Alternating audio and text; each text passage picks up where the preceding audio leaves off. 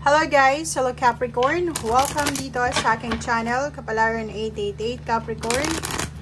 Alamin natin kung anong messages, vibration, gabay energy para sa lahat ng Capricorn friends natin na nanonood. I hope na makuha mo ang energy. Capricorn.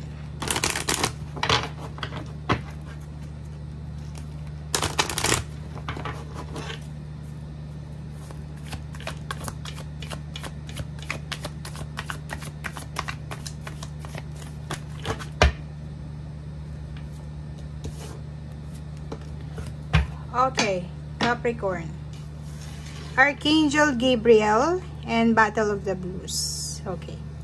Capricorn, sinasabi ng baraha mo sa'yo dito na andito si Archangel Gabriel sa buhay mo, na andyan sa buhay mo, or assisted ka, protected ka for the month of May, from May 1 to 15. And sinasabi ng baraha sa'yo dito na may posibleng pag-asa. May pag-asa ka na mararamdaman or may pag-asa siya na ibibigay sa'yo regarding sa work or business or relationship. So, nakikita natin dito Capricorn yung creativity. Mas magiging creative ka, mas magiging passionate ka, mas magiging masipag ka. And at the same time, yung mga pinagdaanan mo Capricorn from your past, yung Battle of the Blues mo, yung mga pagsubok na positibo mong na survive, ay posibleng magagamit mo siya para dito sa kung ano man siya na darating sa'yo. Okay? So, sinasabi ng baraha sa'yo dito na huwag kang matakot, huwag kang mag-alala, dahil assisted ka, protected ka ng ating mga angels, archangels, especially ni Archangel Gabriel. Okay, so, wag nating sayangin yung mga nangyari sa buhay natin from your past. Gamitin natin yun as inspiration, or yung experiences mo, gamitin mo siya as inspiration. Okay? Para makasurvive ka sa kung ano man itong pinagdadaanan mo sa ngayon.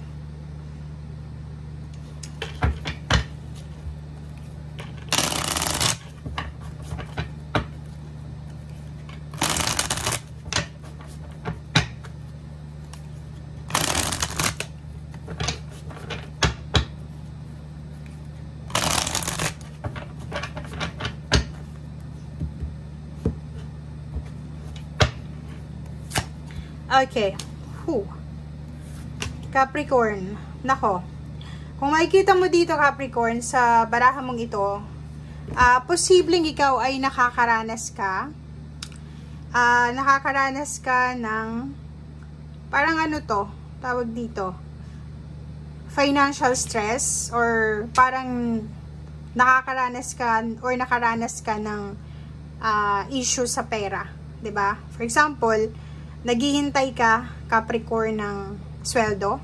It's either 5 months ka nang hindi nagsisweldo or sumasweldo, or 5 months ka nang naghihintay kung kailan ka makakaraos sa financial mong buhay. And relationship, parang ganun din. May naghihintay dito ng recovery ng relationship nila, or pwedeng naghihintay sila ng good news regarding sa relationship. So, kung makikita mo 4 and 5, comment down below ha. Kasi nakikita ko sir dito medyo tag-ulan sa buhay mo, 'di ba? Pag sinabing tag-ulan, stagnant, restricted ka. Kahit gusto mong lumabas, hanapin ko ano yung kulang sa'yo, hindi mo siya nakikita or makikita. So, financially and emotionally, nakikita natin na medyo ganun yung pakiramdam mo dito. And, pero, Zero the Fool, sinasabi ng barahan na may pagbabago. 'Di ba? May pagbabago, merong resolution sa kung ano man tong pinagdadaanan mo sa ngayon. Yun na nga, 'di ba? Yung mga pinagdaanan mo, or pagdadaanan mo, ay gagamitin mo siya as inspiration sa kung ano man tong experiences na to, maganda man or hindi maganda.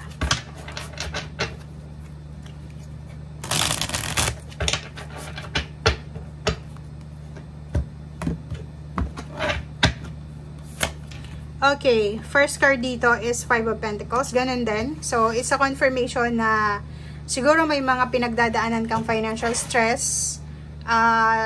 Sobra kang pagod sa trabaho or sobra kang workaholic, pero yung kinikita mo ay hindi siya masyadong maganda. Okay? So, nakikita ko sa'yo dito na ang focus mo ngayon is yung ma-resolve yung issues sa financial mo. So, ang focus mo is, kailangan ko ma-resolve itong mga issues na to sa financial, maayos yung lahat. And, yun yung parang, yung problema mo sa pera, yung problema mo kung paano i-manage yung pera, siya yung magiging motivation mo para mas lalo kang maging masipag, maging hardworking sa ginagawa mo ngayon, especially trabaho man yan or negosyo. And Ace of Pentacles, nakikita ko sa'yo dito na may bago kang trabaho na papasukin. May darating na pagbabago. So, may new job or new creativity na gagawin ka. It's either business siya or pwedeng pagkakakitaan or hobbies. Ang posibleng bibigyan mo ng focus. Yun yung focus mo. And next is Four of Swords.